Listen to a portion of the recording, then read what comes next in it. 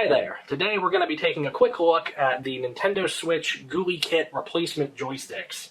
Now, these are not them. These are the original joysticks that come with the Switch, and that is because I have already installed mine in my Joy-Cons here.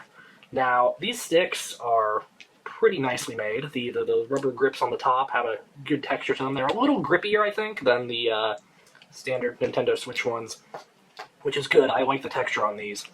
But the main reason I bought these, and the main appeal of these, is that they are not supposed to drift, and that is because they have what is known as a Hall effect sensor in the joystick instead of the stock Nintendo ones that have a carbon filament that wears down over time. That's what causes the infamous stick drift issue. These are not supposed to drift. It uses an electromagnet. There's no physical contact internally.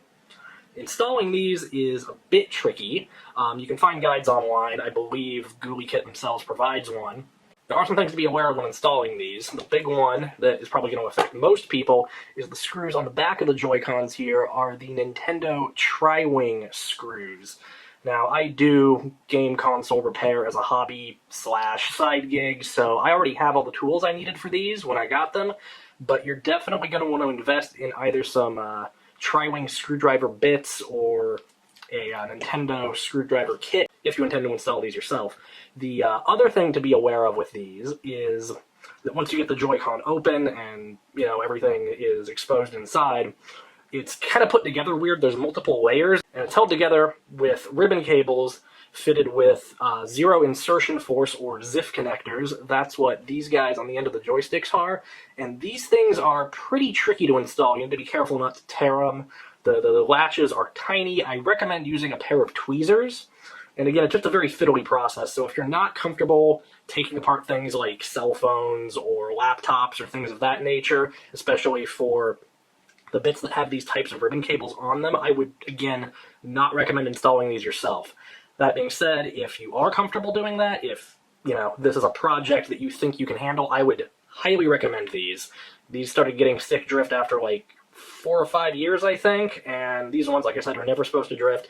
You do have to calibrate them. There's some settings in the Switch system software that allows you to calibrate the joysticks. You do that once, and at least for me, I only had to do that once. Reportedly, some people have to do them multiple times, but I calibrated them once, so they were good to go, and that should be showing on screen now.